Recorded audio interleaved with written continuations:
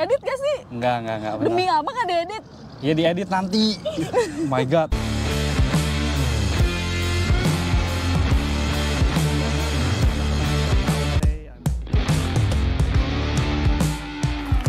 Selamat pagi, siang, sore, guten tag teman-teman semua.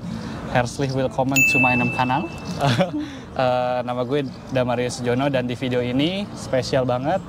Kita kedatangan narasumber yang lumayan seru, bisa buat kita gali-gali. Mungkin kita kenalin dulu ya.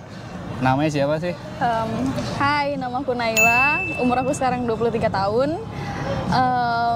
Di Jerman udah 4 tahun. Aku datang ke Jerman tahun 2020. Oh, 4 tahun ya? Kayak, Iya, sorry, ini banyak banget apa suara-suara. Gangguannya banyak. Iya, sekarang kesibukannya apa, Naila? Sekarang aku lagi ada di Oke, aku tinggal di Stuttgart. Sekarang lagi Ausbildung tahun ketiga. Jadi kesibukannya lagi mempersiapkan Abschlussprüfung. Oke. Abschlussprüfungnya kapan itu? Herbst, bulan November tahun ini. Iya. Seru. Itu writing, schriftlich. Tertulis. Iya. Oke. Iya. Sebelum menggali lebih jauh dulu nih, kita tahu nggak sih sekarang kita tuh lagi ada di mana? Lagi ada di Düsseldorf. Iya. Kota Jepang. Kota Jepang, ya benar. Iya, jadi Jepangnya Düsseldorf Jerman. itu salah satu tempat bisa dibilang dekat sama Frankfurt nggak sih? Enggak dong. Enggak ya? Beda Bundesland. Tapi di atas ya, dia di atasnya Iya. Frankfurt kan? Iya, kebetulan kita di Lebih sini. dekat dari Frankfurt ke Düsseldorf daripada dari Stuttgart ke Düsseldorf. Iya, benar. Ya, sekarang kita lagi ada di Düsseldorf, kebetulan, dan kesempatan ini gue pakai untuk kita interview Naila. Iya, BTW kita di sini mau nonton bola, makanya jersinya bola. Iya, coba liatin dulu dong jersinya dong. Jersey Euro. Ya. Jersey anak kecil. Iya. Oke, pengen tahu sih, jadi awal datang ke Jerman tuh Ausbildung kah atau apa? Oke, aku tahun 2020 itu ke Jerman untuk au pair. Au pair? Awalnya iya au pair. Pernah dengar? Pernah dengar au pair. Jadi au pair itu adalah program yang syaratnya tuh tidak terlalu susah dibandingkan Ausbildung. Iya. Iya kan, bahasa iya. segala macam. Iya. Bisa tolong diceritain, kok gue nyium bau enaknya gitu ya? Lagi pada Oh iya. Ya, jadi coba bisa tolong dijelasin nggak? Maksudnya au pair di kamu tuh kayak gimana sih di bayangan kamu au pair itu?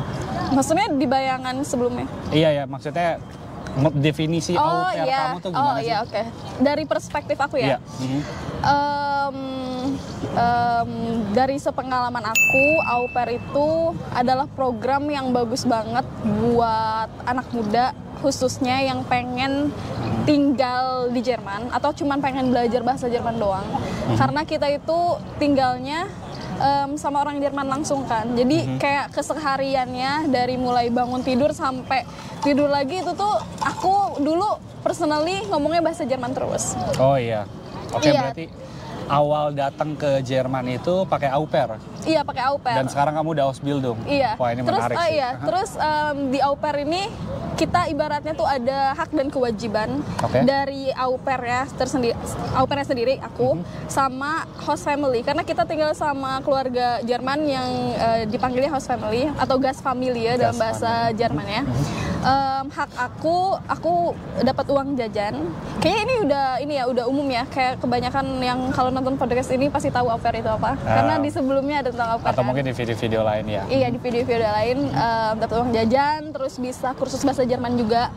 Oke. Iya, ya itu tujuannya kan au pair. Benar. Terus untuk mengenal culture ya. Iya, sama bahasa. Terus kewajibannya kita pasti ada timbal balik yang harus kita kasih karena kita tinggal gratis di tempat itu. Maksudnya nggak perlu bayar midday, cuman kita harus ngasih kewajibannya atau melakukan kewajiban, yaitu yang berhubungan dengan anak kecil. Oke. Apalagi kalau misalkan kalian suka sama anak kecil kayak aku suka banget sama anak kecil, program itu cocok banget. Au pair ini cocok banget. Oke. Terus ada image apa sih? Image apa?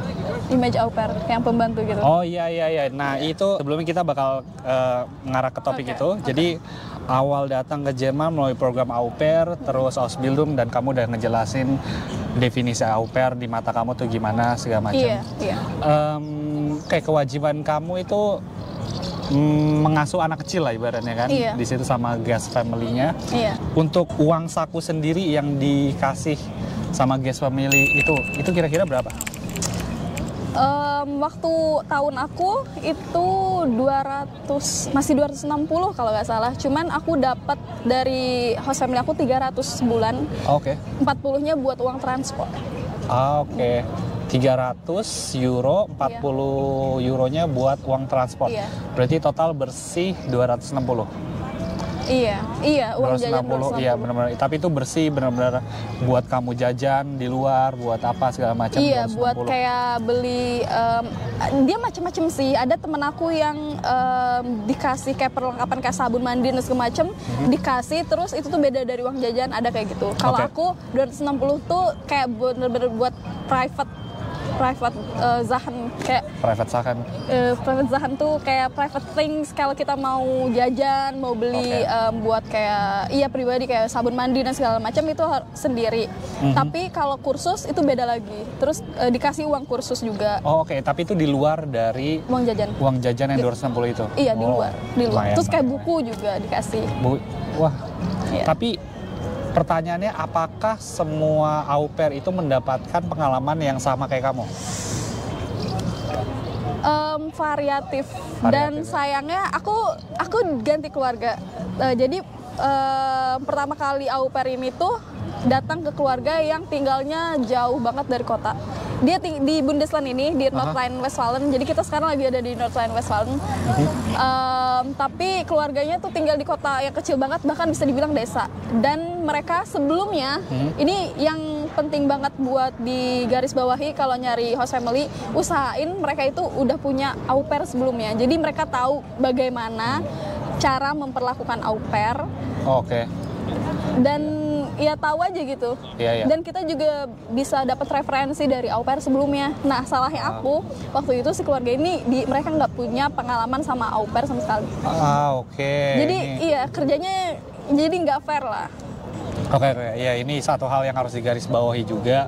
Kalau misalnya kalian masih ada di Indo dan pengen ke Jerman melalui au pair, pastiin guest family-nya itu punya pengalaman menangani au pair. Iya, pengalaman punya au pair. Karena kalau enggak mungkin bisa jadi satu hal yang lumayan susah juga ya. Iya, kayak aku ujungnya pengalaman yang tidak mengenakan kamu nih kayaknya ada nih. Ada. Tentang au pair ya. Iya, jadi waktu itu si keluarga aku tuh punya 2 anak.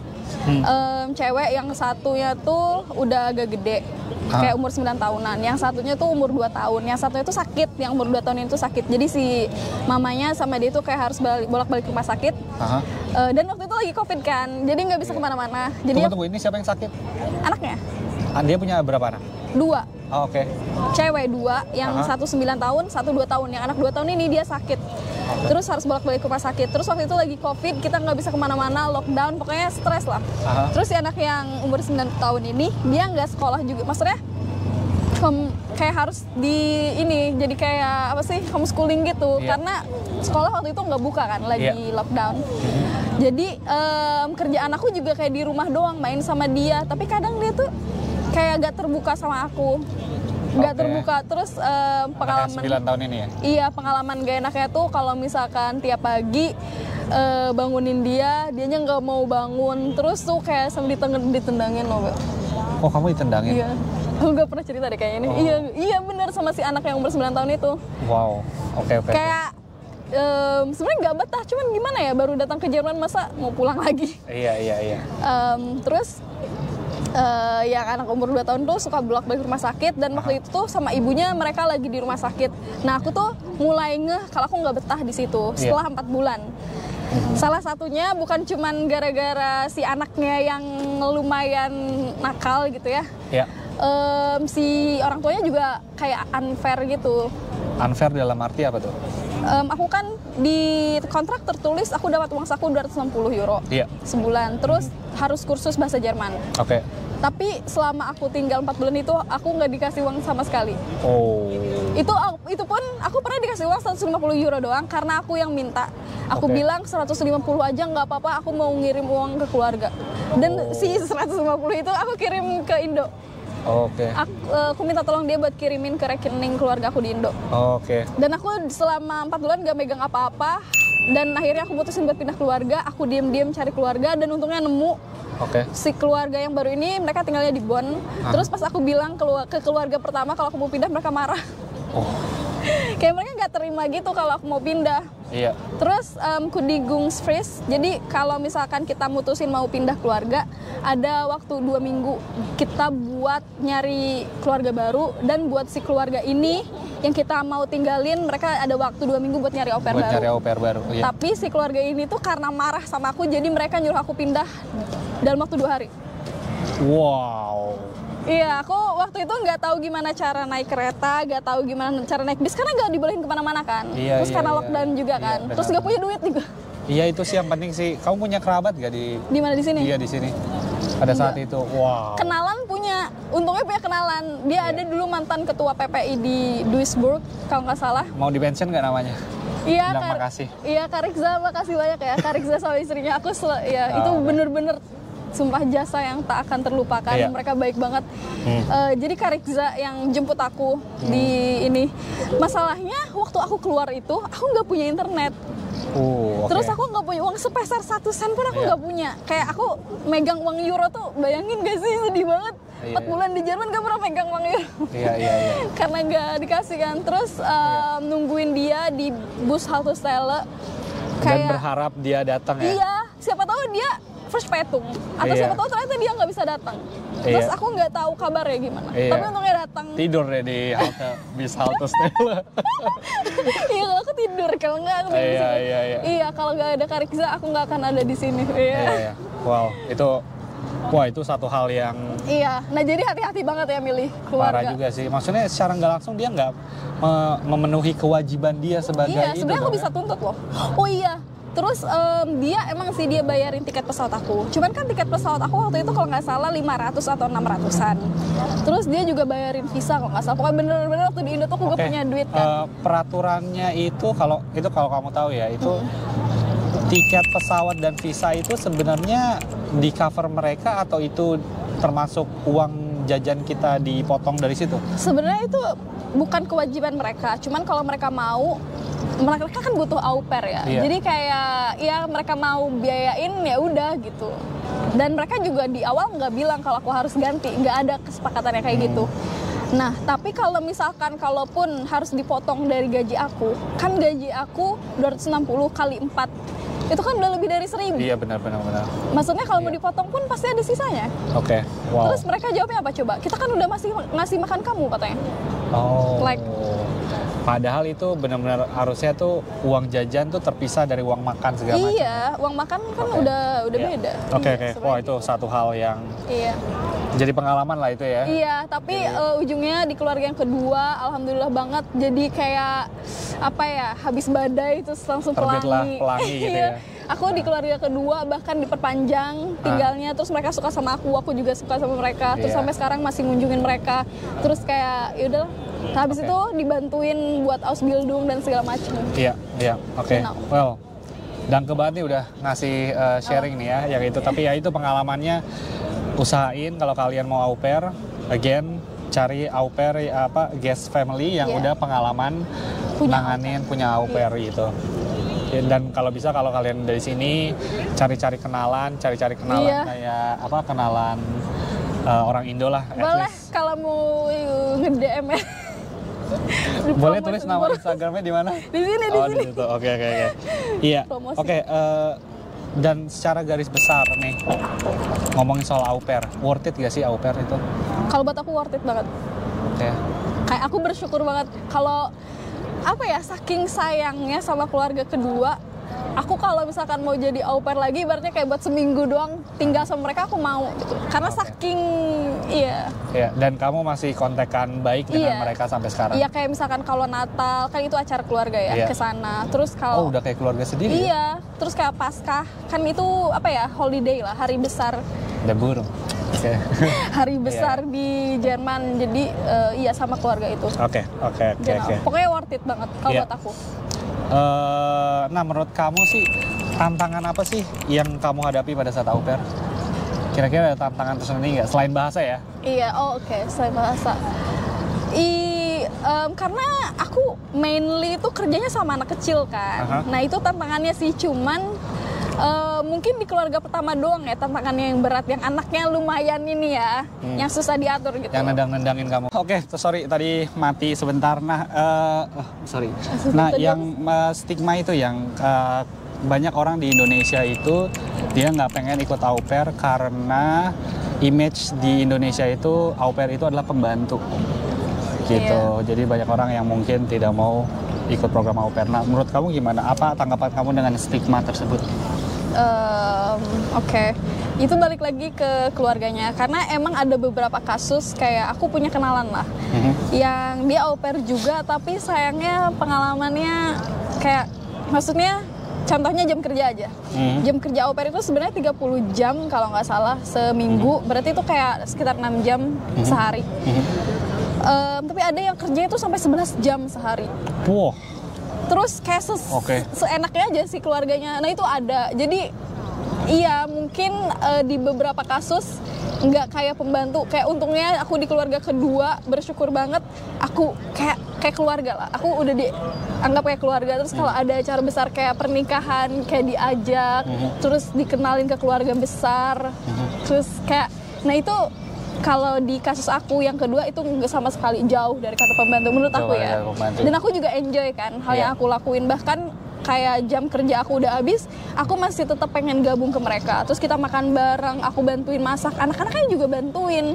Kayak bantuin masukin piring ke mesin cuci piring. Apakah mereka pembantu? Enggak kan? Jadi kayak kita misalkan aku kayak kakaknya aja gitu. Iya. Oke. Orang-orang juga pada mau nonton Jerman guys. Iya. Ganteng nggak itu? Yang mana yang ganteng? Yang musiala. Oke. Tolong kembali lagi ke topik, please. Thank you. Oke. Dan iya, aku juga paham juga sih. Dan kalau misalnya emang tujuan kita untuk belajar ke sini, menurut aku juga kayak stigma itu kayaknya bisa dihilangin nggak sih? Iya, pokoknya yang penting hati-hati aja biar stigma ini tuh beneran gak terjadi. Iya. Gak beneran terjadi. Selesai ngomongin au pair dan kamu udah dari au pair dan abis au pair kamu lanjut ke Ausbildung. Iya. Itu boleh dikasih tahuin nggak ke teman-teman semua, kamu Ausbildung itu bagian apa? Jadi Ausbildung aku itu nama jurusannya biologi laboran. Oke. Betrib aku atau tempat di mana aku Ausbildung itu tempatnya Universitas Stuttgart. Jadi aku Ausbildungnya di universitas.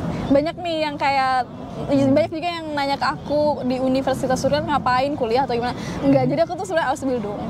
Dan banyak juga yang nggak tahu kalau di universitas itu bisa Ausbildung. Oh, iya. Oke. Nggak tahu kan? Aku nggak tahu sih Universitas di Ausbildung. Iya. Tapi di Universitas Stuttgart berarti ya? Iya. Ngambil biologi laboran. Iya. Jadi kerjanya di lab biologi di universitas. Iya. Ngebedah-bedah kodok nggak? Tikus. Tikus? Iya. Serius? Iya itu. Kelinci juga? Enggak. Kelinci kan juga? Enggak. Oke. Oh tapi ada subjek yang harus ngebedah-bedah gitu. Kan kamu kan tadi kan bilang Ausbildung sebagai biologi laboran kan. Nah itu kurikulumnya tuh ngapain aja sih secara garis besar?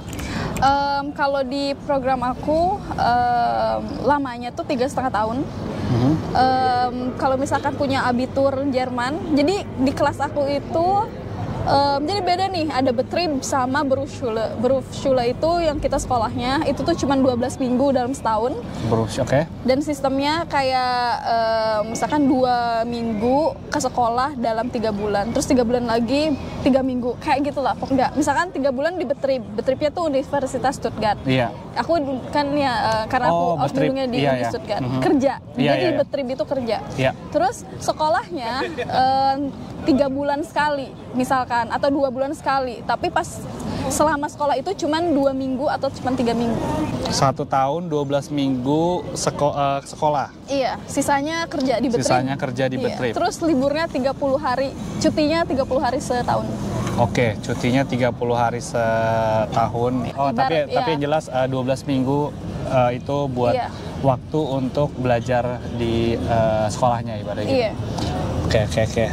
Menurut kamu itu budaya kerja, karena Ausbildung jadwal kan juga kerja juga kan. Iya, benar. Budaya kerja di Jerman tuh gimana sih? Oh, kalau misalkan beneran yang kerja, aku nggak terlalu bisa bilang karena aku kan universitas ya. Terus jam kerja aku juga fleksibel. Aku bisa datang kapan aja, asalkan nanti di akhir tahun si ini tuh nggak minus. Jadi aku nggak perlu kerja ekstra. Jadi pas aja, 0 aja, nggak kurang nggak lebih. Jadi kayak misalkan bulan ini aku kerja 2 jam lebih banyak, terus bulan depannya aku bisa 2 jam lebih dikit, kayak gitu. Jadi seminggu tuh berapa jam kerjanya? 39 jam kalau di aku. Wah, 39 hampir sama kayak full time 40. Iya, hampir sama kayak full time emang. Iya. Tapi jam kerjanya fleksibel. Iya, aku bisa datang kayak misalkan mau jam 8, jam setengah 9, mau jam 7. Tapi nggak mungkin jam 2 siang dong datangnya. Tidur ya, dulu. Oh iya. Oke. Mungkin, iya. Terus aku sekarang nggak kerja sih, aku lebih belajar karena lagi nggak ada kerjaan di lab. Jadi tuh aku kan kerjanya ya di lab biologi kan, dan tiap tahun juga beda-beda.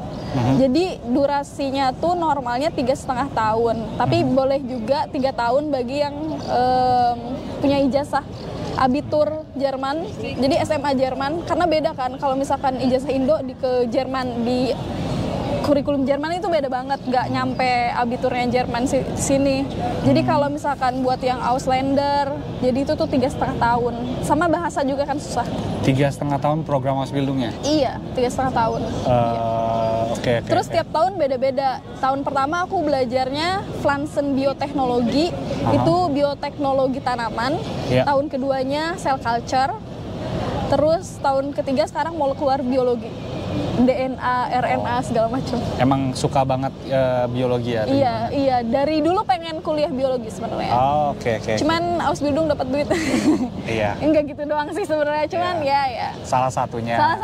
Insentifnya dapat duit dan bisa hidup mandiri di sini dengan Ausbildung. Genau. Terus aku juga tetap bisa belajar hal yang aku pengen belajar dari dulu, yaitu biologi. Terus aku tuh emang pengen banget kerja di lab. Oke. Dan beruntung banget dari au pair bisa langsung Ausbildung, karena kan kebanyakan dari au pair FSJ dulu kan. Tahu FSJ nggak? Tahu, FSJ tuh kayak volunteer ya? Iya, volunteer. Iya, aku nggak itu, langsung Ausbildung. Langsung Ausbildung ya, oke, menarik. Nah, nyambung dari... Oke, ini udah mulai nih. Halo semuanya, ini lanjutan dari video kemarin karena GoPro gue panas, mati karena ini. Tapi kita coba lanjutin. Kayaknya yang terakhir itu tentang Ausbildung sebagai biologi laboran tuh kerjanya apaan? Oh iya. Bisa tolong coba diulang lagi nggak kemarin? Mohon maaf, itu kayaknya aku nggak kelihatan. Kelihatan. Dari belakang, iya kelihatan. Nanti cut ini ya. Coba bentar. Kelihatan. Cut begini. Oke, ulang lagi. Ya udah biarin aja coba. Oke, jadi kerjaan biologi laboran. Iya. Kerjanya sih mainly tuh di lab yang pasti, namanya juga biologi laboran. Jadi kerja di lab pokoknya berhubungan sama biologi. Terus karena aku Ausbildungnya selama 3 tahun, jadi tiap tahun tuh beda-beda. Tahun pertama contohnya aku belajar Pflanzen Bioteknologi. Itu kenapa mati? Pflanzen Bioteknologi itu nggak apa-apa, itu cuma displaynya dong. Pflanzen Bioteknologi itu bioteknologi tanaman. Oh oke. Iya, jadi aku kayak menghitung jumlah karbohidrat di tanaman berapa, terus amino acid di tanaman ada berapa, kayak gitu. Terus waktu tahun kedua itu cell culture. Jadi contohnya aku ngetes obat yang biasanya dipakai buat kanker. Jadi ngetes apakah si sel-sel itu tuh berhenti berkembang biak atau enggak, kayak gitu. Terus pokoknya fascinating sih kerja di lab itu menurut aku, dan ini tuh hal yang emang pengen banget aku lakuin kan. Terus sekarang nih tahun ketiga aku belajarnya molekular biologi. Itu contohnya mengisolasi DNA dari bakteri, dari tanaman. Oke. Terus tes PCR, bukan tes yang... Tes PCR maksudnya? Iya. Buat COVID? Bukan. PCR COVID kan? Iya, itu ngetesnya pakai tes PCR, cuman bukan yang cuman di di swab gitu, terus di itu bukan gitu, tapi beneran kayak pakai di gel, terus di DNA-nya, fragmen DNA-nya kita lihat gitu. Pokoknya kayak gitu deh, pokoknya molekular biologi. Jadi setiap tahun tuh ganti-ganti departemen atau Abteilung. Iya. Oke. Tahun pertama Pflanzen, tanaman, tahun kedua molekul cell culture. Sel kanker itu ya. Cell culture. Iya, jadi tradition culture tuh kayak sifatnya tuh gimana sih? Atau gimana? Anjir gue gak tahu. Sorry ya, gue anak teknik jadi. Oh iya. Jadi tuh dari sel, misalkan dari tikus, terus dikembang biakin di in vitro itu tuh jadi suatu organisme yang berkembang biak tapi di luar makhluk hidupnya gitu. Jadi dia tuh ada di botol. Tikus masukin ke botol gitu? Selnya. Jadi selnya bisa berkembang biak. Kita kasih narung smito itu kayak yang dia butuhin buat berkembang kayak gitulah. Terus di medium tuh tempat dia buat berkembang, sisanya tuh bisa berkembang. Jadi di luar tubuh dari itu namanya tikusnya itu ya. Iya gitu. Itu sel kultur sel. Itu bahasa Indonya apa? Iya, paham. Jadi bukan culture budaya ya? Iya, oke. Sel gapi Mohon budaya. maaf ya. Berarti sekarang udah di tahun ke-3 ya? Iya. Ntar lagi lulus dong? Amin. Iya, amin banget. Performnya kapan? Bulan November. Soalnya tuh kayak susah banget. Makanya tahun-tahun ini gak bisa traveling ya? Gak bisa. Jadi aku tiap hari belajar doang. Terus belajar, nonton bola. Iya, sama jangan yang lain jangan disebutin ya. Oke. Terus aku bersyukur banget karena aku S2-nya di Uni. Jadi bos aku tuh profesor, terus ada lagi Ausbilder, dia tuh kayak doktor, gelarnya doktor. Dia yang ngebimbing aku gini-gini. Terus kalau sama si profesor itu aku ada evaluasi tiap hari Jumat apa aja yang udah aku pelajarin di dalam seminggu itu, karena sekarang aku cuma belajar doang, nggak kerja. Jadi kayak dites gitu tiap hari Jumat. Terus kalau misalkan aku nggak ngerti bisa ada langsung waktu di molekular biologi kemarin. Dia tuh yang ngebimbing aku itu adalah dosen. Terus aku punya akses ke ini kayak mahasiswa juga, punya akses ke kursus-kursus atau seminar-seminar di universitas. Terus kalau ada hal yang aku nggak ngerti dijelasin sama dia secara private, secara langsung. Oke. Iya, itu keuntungannya di Uni. Oke, tujuannya supaya kamu bisa siap nanti ujian nanti. Iya, sama bisa ngerti apa yang aku kerjain di lab kan. Itu dan semuanya pakai bahasa Jerman. Iya, dan semuanya pakai bahasa Jerman, makanya. Makanya Jerman dia lebih bagus daripada gue, of course. Iya. Berapa kamu Gue anjir buset. Kira gue udah profesor kali. Nggak, sertifikat gue B1. Oh iya, tanyain aku dong, sertifikat apa? Iya, sertifikatnya apa sekarang? A2. Hah? What? Aku nggak pernah tes bahasa. Serius? Iya. Oh iya, aku buat Ausbildung nggak anerkennung, nggak ada sertifikat bahasa. Buat Ausbildung nggak anerkennung, nggak pakai sertifikat bahasa. Amazing. Enggak, aku cuma A2. Iya, aku A2 itu buat au pair waktu pas. A2 buat au pair. Iya, jadi pengalaman ujian sertifikat aku tuh cuman waktu ujian A2 doang, cuman sekali itu doang, dan sampai sekarang aku cuma punya sertifikat A2. Dan mereka menerima sertifikat itu sebagai syarat untuk masuk Ausbildung sebagai biolaboran. Sebenarnya persyaratannya C1 sih buat Ausländer ya, karena itu udah Naturwissenschaft, udah yang IPA Sains itu lebih susah bahasanya juga. Bahkan untuk orang Jermannya juga sebenarnya lebih susah, udah susah gitu. Tapi karena waktu aku pas daftar itu lagi kursus C1, terus ada wait, A2 langsung lompat ke C1. A2 aku kursus di Gute, A1 A2 kursus di Gute Bandung, B1 kursus sendiri. B1 sampai C1 kursus sama pacaran. Nggak punya pacar. Iya, oke. Terus belum punya pacar. Terus iya B1 waktu COVID, jadi nggak bisa les. Dan sama di keluarga yang waktu itu yang gak ngurusin aku. Oh, oke. Iya, jadi B1 belajar sendiri pakai buku. Otodidak. Oh, iya. Wow, keren. Nonton keren, YouTube. Keren. BTW dia punya kamu bikin konten ini ya? Iya, aku bikin konten tapi itu benar-benar masih dasar sih, A1 sih. Sekalian buat aku belajar juga. Iya. Jadi terus B2 baru mulai kursus yang datang ke kelas sampai C1. Oke. Iya, terus pas C1 lagi kursus C1 itu tuh daftarlah Ausbildung dan sumpah ya, kalian harus tahu ijazah aku tuh pakai C. Kamu tahu gak? Pakai apa? Pakai C, bukan ijazah normal SMA. Oke. Pakai C itu berarti apa itu? Kamu gak tahu pakai C? Iya, karena gue paket A. Itu mah SD atuh. Oh iya, pakai C itu. Paket C itu tuh buat anak-anak yang gak sekolah umum biasanya. Jadi ujian nasionalnya berbeda. Jadi aku juga paket C. Dan aku tuh jujur ya, awal daftar Ausbildung minder banget. Itu kayak yang penting daftar lah. Sebenarnya kan juga mau FSJ waktu itu tuh, sambil nyari-nyari buat FSJ. Dan masih au pair juga kan. Aku tuh udah minder sama ini aku. Terus gak dianerkenu pula. Cuman diterjemahin doang. Tapi di rapot aku tuh si gurunya waktu itu tuh lebih benar-benar spesifik. Kayak misalkan biologi aku ngapain aja, kayak di lab ada apa sih, kayak praktek sama kodok. Terus praktek sama pakai apa sih, daun bawang di microscope gitu. Jadi mereka mikirnya oh nih anak udah pernah nih kayak gini, ada pengalaman basic lah. Istilahnya udah pernah masuk lab gitu. Jadi mungkin karena itu juga jadi si sama motivation letter ya. Menurut aku bagus sih. Terus ya habis itu lulus lah tes itu. Terus diundang wawancara. Nah, karena aku nggak punya sertifikat kan. Jadi apa ya, kayak untuk membuktikan kalau aku bisa bahasa Jerman itu udah dibuktinya waktu wawancara. Iya.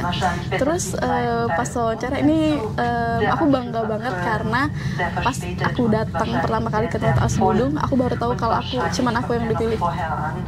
Iya, berarti yang tadi kamu bilang yang penting tuh wawancaranya itu ya, dia yang mengukur kayak ini Jermannya bagus gak? Iya, gitu. jadi iya percuma kalau misalkan B2, C1, udah B2 tertulis doang. Tapi pas di ini di apa ya? Di wawancara itu yang lebih penting ya. Genau. Terus iya soalnya kan saingan aku yang daftar itu kebanyakan orang Jerman semua. Itu Ausbildung aku juga bilang kayak itu hampir 70 orang. Terus Uni Stuttgart itu buat biologi laboran cuman ngambil 2 tahun sekali dan 1 orang doang. Makanya aku bener-bener beruntung banget. Kayak beruntung 2 tahun banget sekali. Iya, dan 1 orang. Kayak spotnya cuma 1. Buat orang luar? Enggak, allgemein. Oke. Jadi aku nggak punya kolega. Jadi cuman aku Atsuginya di Abteilung aku di jurusan itu. Sekarang cuma aku doang. Amazing. Tapi nangisnya sering. Sumpah stres banget. Banget. Terus kan kemarin sempat nanya juga dia nih, apakah aku belah-belah kodok?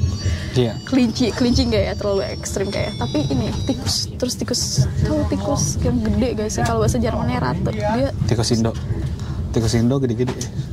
Dia yang putih, tikus lab putih tapi gede banget, itu lucu banget.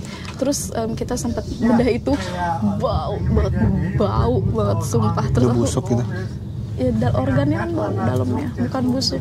Terus aku harus kayak pakai masker kan tadi? Iya, pakai masker. Aku ini apa menyembelih gimana ya? Pokoknya serem lah.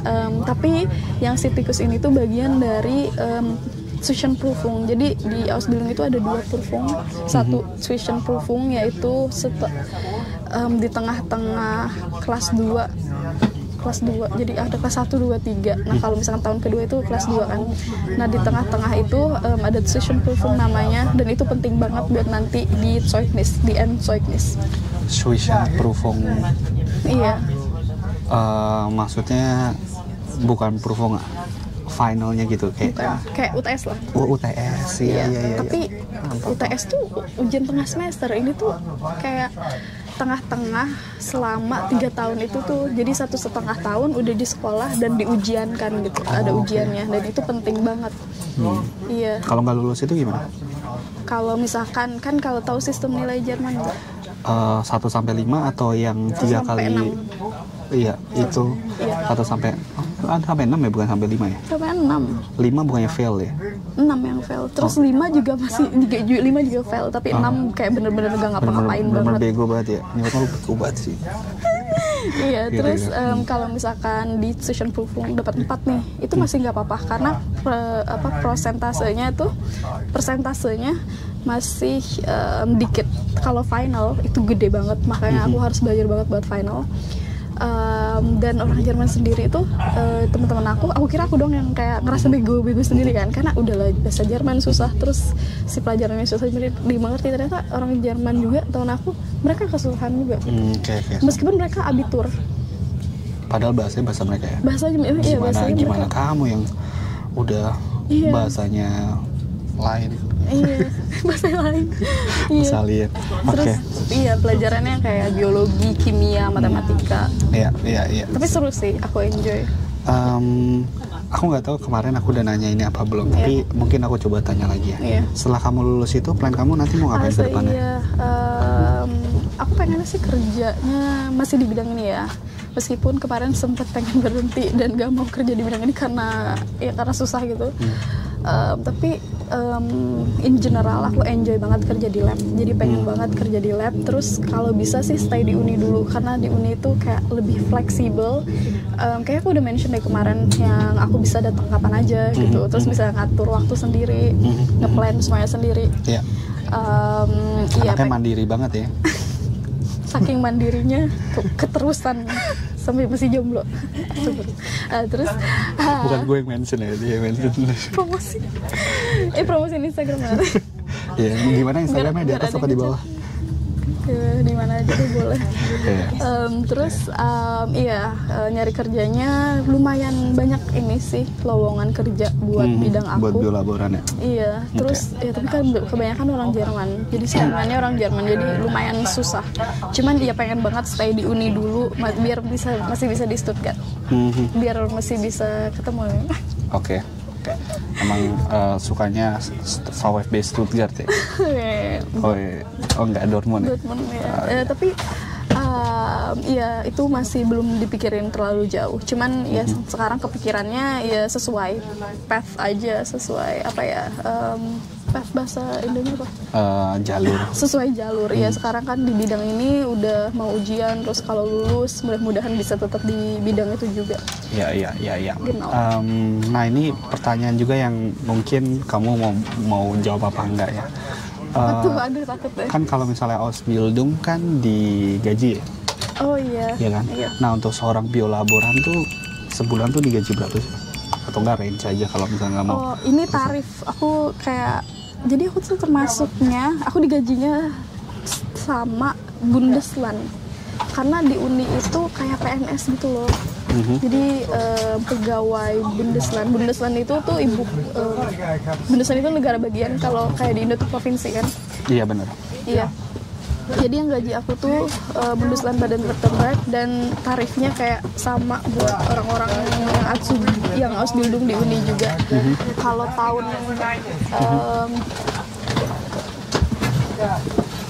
tapi dia beda-beda, tiap tahun beda-beda. Kayak aku mulai tahun 2021 gaji aku waktu itu tuh bruto ya, kita ngomongin bruto aja, 1038, pokoknya 1030-an.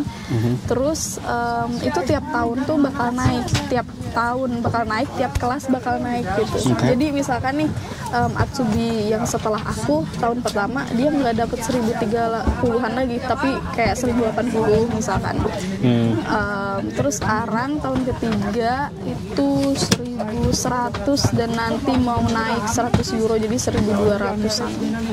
1200-an? Iya bruto. Oke.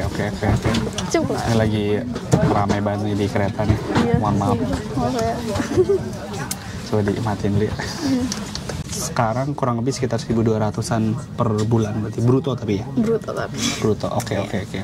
Nah kira-kira pengeluarannya tuh kalau misalnya bisa di breakdown ya, maksudnya rent kamu, ini aku kasih tahu dulu alasannya supaya teman-teman di sini yang nonton bisa kebayang kira-kira berapa alokasi yang dibutuhkan buat tempat tinggal, buat makan, sama buat ya leisure lah atau apa, atau enggak ada buat main bola, nonton bola atau enggak buat kayak listrik segala macam gitu-gitu. Nah kira-kira bisa tolong di elaborate nggak ya? Iya. Jadi kita nih tinggal di Bundesland yang sama nih. Iya, gue tinggal di daerah Kirchheim gitu. Iya, itu kayak di luar Stuttgart, dan aku di Stuttgartnya. Dan Stuttgart itu termasuk kota paling mahal buat tinggal di Jerman.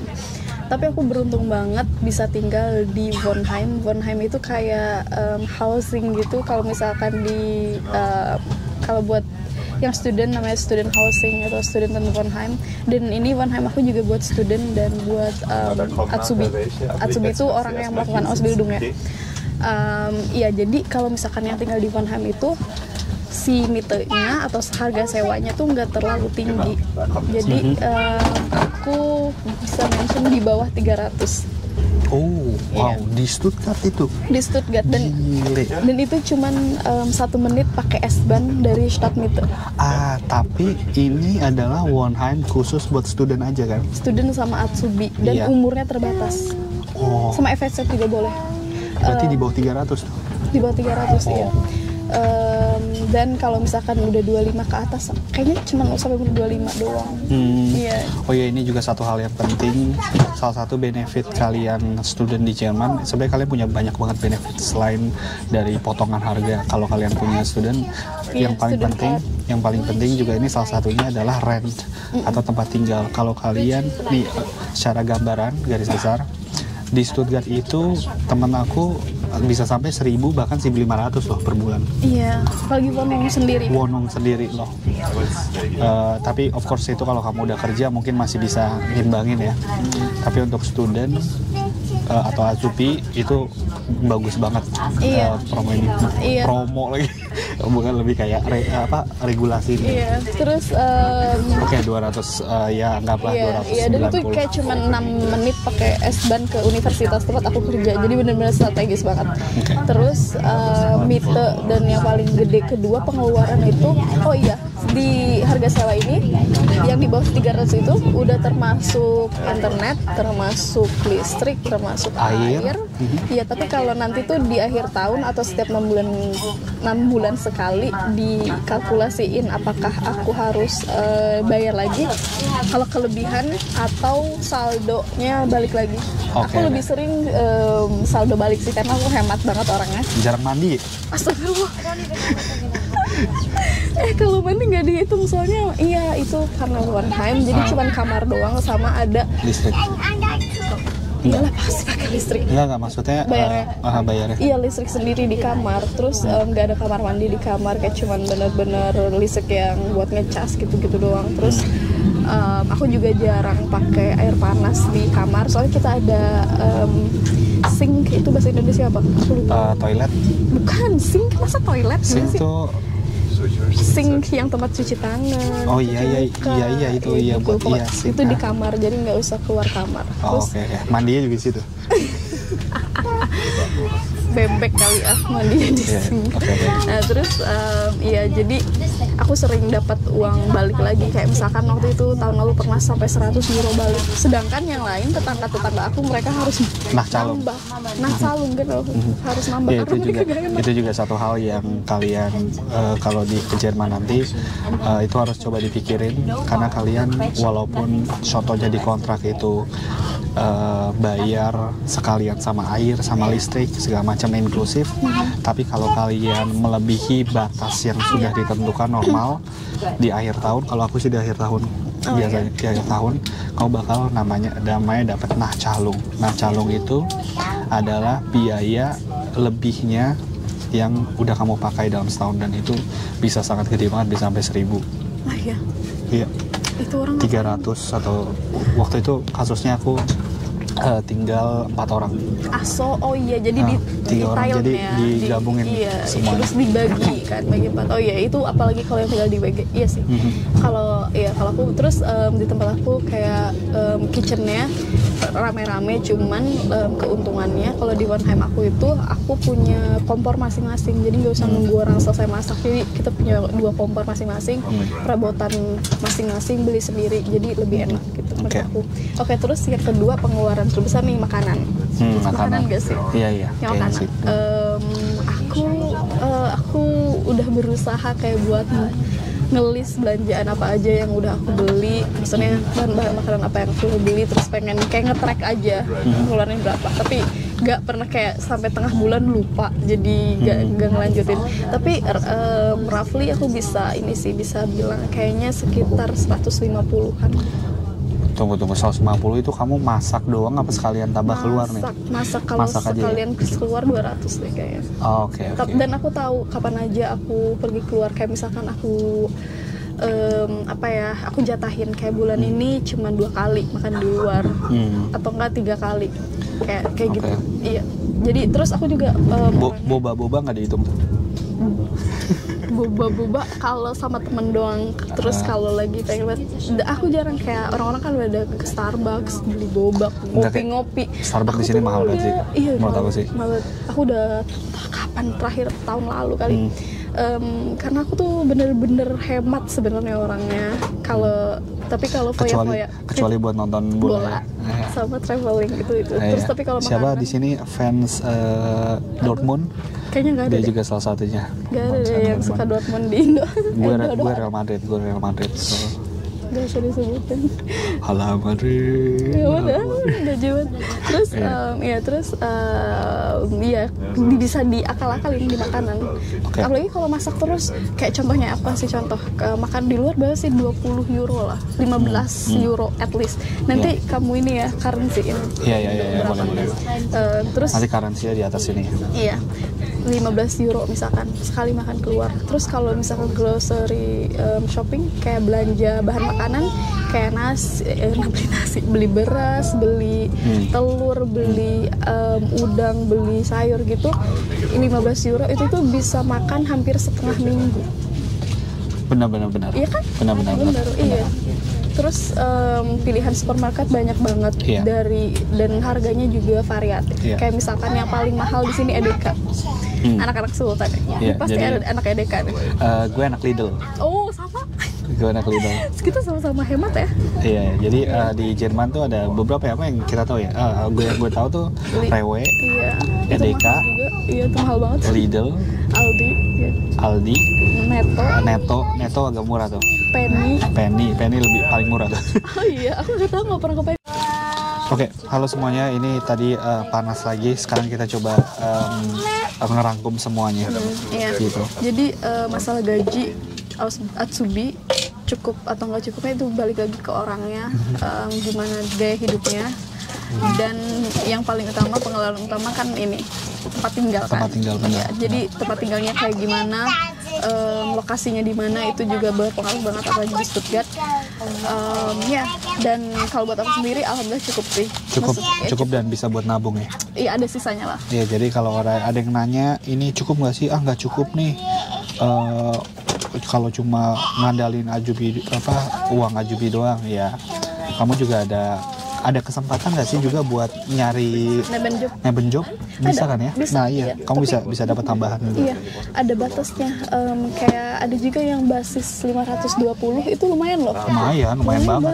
Nggak dapat pajak lagi gitu. Nggak potong. Iya, 500 bersih. Kayak misalkan nih, bayangin kalau netonya 900 terus dapat tambahan 500 kan lumayan. Bisa jalan-jalan terus. Jalan keliling Eropa. Iya, tiap tahun ke Indo. Enggak juga. Kayak orang ini 2 kali beda kan gue udah kerja. Oh iya. Udah kaya. Enggak kaya juga sih. Amin dong. Amin. Nanti next. Oke. Mungkin ini untuk ngerangkum semuanya. Mungkin aku pengen minta dari kamu, kira-kira kamu punya tips nggak buat teman-teman di sini yang mau pergi ke Jerman, ngambil au pair dulu, terus habis itu Ausbildung, ikutin pengalaman kamu. Jalur aku. Iya, maksudnya pengalaman kamu. Kira-kira ada tips nggak buat mereka? Yang paling yang bener-bener bisa ngebawa aku ke Jerman ya itu konsisten sama impian kamu, bener-bener punya motivasi yang tinggi. Karena aku dulu saking pengen banget ya ke Jerman, kayak tiap hari nontonin video-video berbahasa Jerman, dan itu juga ngelatih bener-bener kayak ngelatih bahasa Jerman banget. Jadi pas kesini tuh udah tahu gimana cara mereka ngomong, terus logatnya kayak gimana dan segala macam. Kayak udah terbiasa gitu loh. Nah, terus cari informasi sebanyak-banyaknya dan bener hati-hati, apalagi kalau kalian misalkan pakai agen. Aku au pair Osdudung nggak sama sekali nggak pakai agen, semuanya sendiri.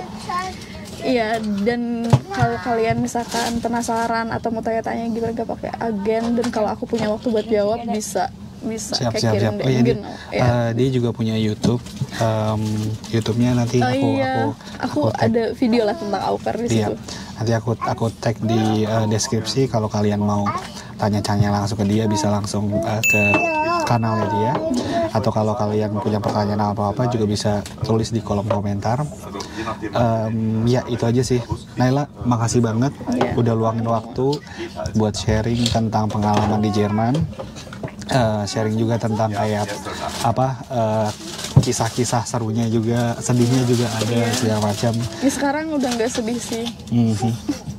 Semoga ya. Sekarang lagi stress proofing aja ya. Iya, doain ya semoga lancar. Terus habis itu dapat gaji normal. Sumpah kayak udah gak sabar bisa jadi pekerja. Bisa lah pasti sedikit lagi tinggalnya. Semuanya terima kasih yang udah mau nonton. Semoga video ini bermanfaat. Kalau kalian suka videonya jangan lupa like, komen dulu kalau misalnya punya pertanyaan, dan subscribe karena itu sangat membantu channel ini untuk berkembang. Nanti kita jalan-jalan lagi. Iya. Dan kalau misalnya kalau video ini peminatnya banyak dan pengen ngobrol-ngobrol lagi sama Naila, nanti aku coba minta waktu dia yang sangat padat ini buat mau interview lagi. Oke, terima kasih semua. Vielen Dank und auf Wiedersehen. Ja, auf Wiedersehen. Ciao. Ciao.